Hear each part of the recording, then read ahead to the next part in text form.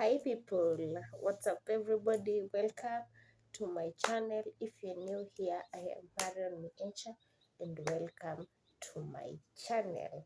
So today I'm trying to understand why is it difficult? We're answering the why questions and we're trying to understand why is it that difficult for women uh, who are in homesteads, in homes, in families where they are being abused mentally, physically, emotionally. I mean abuse in everything, in anything. They're just being abused, but they find it hard for them to live. And if you might ask me, is it worth it staying there? I'll say no. And after watching the video, my takeaway or anyone's takeaway is that how about you start thinking about your well-being? How about you start doing what is right for you? How about you choose to stay in a home that you're appreciated, a home that you're respected, a home that you're not hurt? Most women say, I can't sit here and be like, oh, I've never been in that position. Uh, I don't have kids, so I won't sit here and start claiming, oh, even though no. But from where I'm seated, I can give my point, my opinion, and it's not that serious. It can be taken or it cannot be taken. It's just but an opinion because I've never been in that shoes. I've never been in those shoes, so I don't have the authority, the mandate. Wah, kizungu natumia leo. the the authority, then even the audacity to come and start saying it's like this, it should go like this. No, no, no. I've never been in that situation. And so I'm just giving my honest point of view. How about you start thinking of you? I know you might be having kids, but how many women are being killed by their husbands because of being beaten, because of how many? Yeah, because you might be staying there because of kids and you get killed. How will we sasa hapo tumesaidianaje? How have you helped yourself? I think the most takeaway of this, anything to do with you, how about you start thinking of your own well-being? Because oh my god, okay, yeah, how about you start thinking of you, of what do I need, what is right for me, how do I want to be treated, in which home, in which kind of place will I like to stay. How about you start thinking of you and your life? I promise it may not be easy, but once you start from that point, once you identify that I need to do what's right for me. I need to choose the right thing for you. Once you've reached that milestone, once you've realized that it's time for you to do the right thing, the other things will for sure fall into place. And so let's look at some of the reasons that these women choose to stay in those kinds of homesteads. They have their reasons. We're not here to judge. We're not here to say if they are valid reasons to stay, if they are necessary reasons to stay. But these are some of the reasons I think that most of these women decide to stay. Number one, it's because when a woman decides to stay in a violent home, maybe they have no parents, and so where are they going to? Where are they going to? They have nowhere to go to, they have no one to go to, you get. And so them having no parents, they see that they got married, and so they became families, they became wakakuwa watu wa hiyo boma, so they are aya. Yeah, so they say because they have no parents, they're like, where are we going to? Who am I going to? And so they decide to stay in those kind of marriages. Another thing, these people come from poor backgrounds. alafu wanaona hizo ni shida, wanarudisha home, kuna shida nini nini nini, so they decide to stay there. Another thing, it's because some of these women stay because of their kids. They don't want their kids to like have separate homes. They want their kids to like be raised by both the father and the mother, regardless of the father being a violent guy or not. So they decide to keep on staying in those kind of homes. Yeah, I think those are some of the reasons I think these women are forced to stay in those. There is no, I cannot sit here and tell you I can tell a woman to keep on staying in a violent home regardless of the reason. I won't, I cannot tell you. I will not tell you to stay, but I cannot also come here and judge you for staying. I'm not in your shoes. I wouldn't sit here and start acting like I'm in your shoes because I'm not, but I wouldn't advise anyone to stay. And most of these men who beat their wives, uh, why the men beat their wives?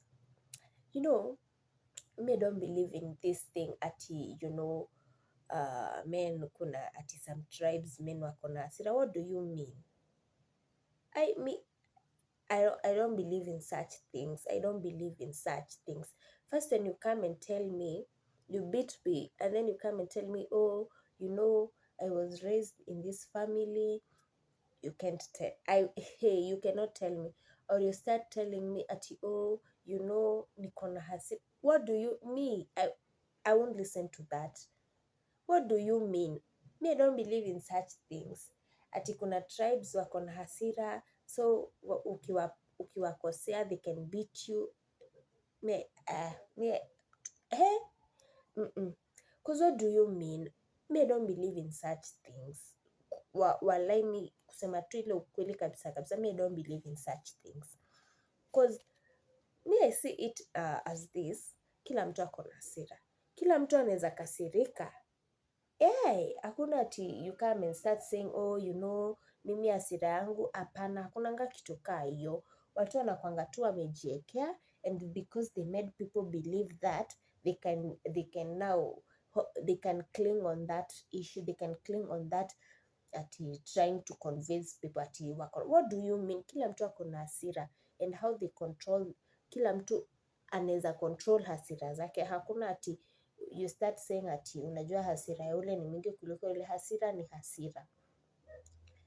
Yeah, there's nothing like ati kuna tribes wako na hasira mingi, so you should understand them. What do you mean? Are you sick? I don't believe in such things. And such things ndo kwa maana zimeka our society in believing that when you're beaten, it's just but a hasira issue. Hakuna kitu kaa hiyo. Hakuna kitu kaa hiyo. And some of these men have used that thing as an excuse for a while. Another thing where I think some men are to beat their wives, it's because maybe they were raised up in families that the father used to beat the mother, and they saw the father beating the mother, and so they knew that was the way to go. Yeah, and so they were raised that way, and so when they get a wife, because the father used to beat the mother, they're like, I'll also beat this one. I'll also deal with this one, and it's quite unfortunate. Because I think you being raised up in a family that you are raised up, it's not your fault. It's not your fault, and it can never be your fault. You being born in a family that was violent, it's never your fault. You just found yourself born there, and there's nothing, absolutely nothing you can do about that matter. But you know what? You can decide that, yes, I was raised in this family. Yes, my dad was violent. Yes, my homestead was like this, but I decide to choose better for my family. I decide to choose better for my kids. I decide to lead a better life for my kids. It's never like You have to live the life your folks lived. You have to do what your father did. You have to do. It's never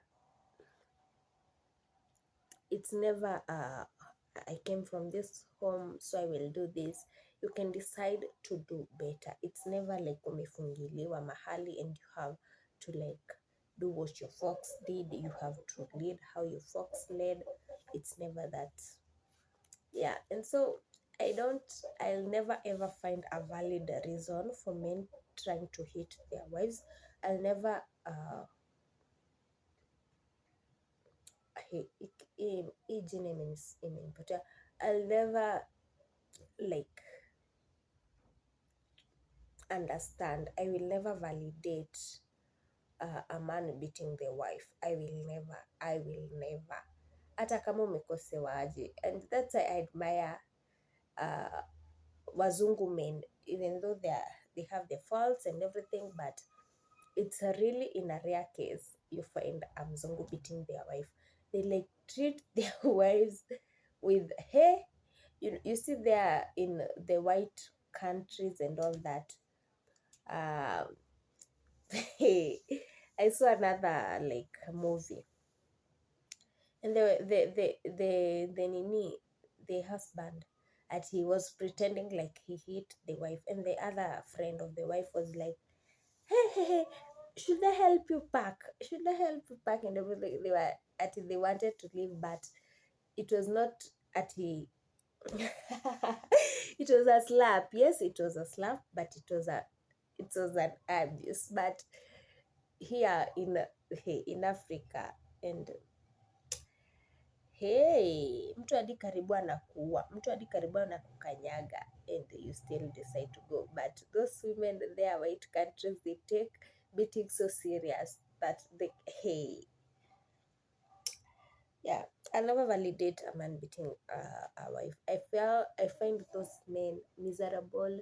They're tortured. They have things that they have to deal with.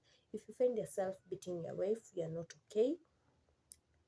Yeah, because even that Harmonize song says that mwanamke hapigwi. So I don't find it necessary to beat women. If you beat it, yeah, it's quite unfortunate that we still live in a century where men beat their wives, and yeah, and these women sometimes they have nowhere to go to, so they decide to remain in these violent homes. Some end up dead because they didn't know any better, so they decided to stay there. But anyway, let me come to the end of this video. Yeah, and I'm praying, I'm really praying, and I'm hoping that tutawifika mahali, tutawifika century where women, where domestic violence, it's like a crime, like murder, and hey, tutawifika a century where men are really matured enough not to beat their wives. They can say that, yes, umenikosea, but can we sit down and discuss? Kwa sababu vita, after beating me, so what's the solution? So how have we solved the problem? Where men, tutaifika mahali where domestic violences, physical abuses, emotional abuses in homes, it's zero cases, it's a no-go zone. Men, I'm praying. So bye, and I'll see you in the next video. Peace.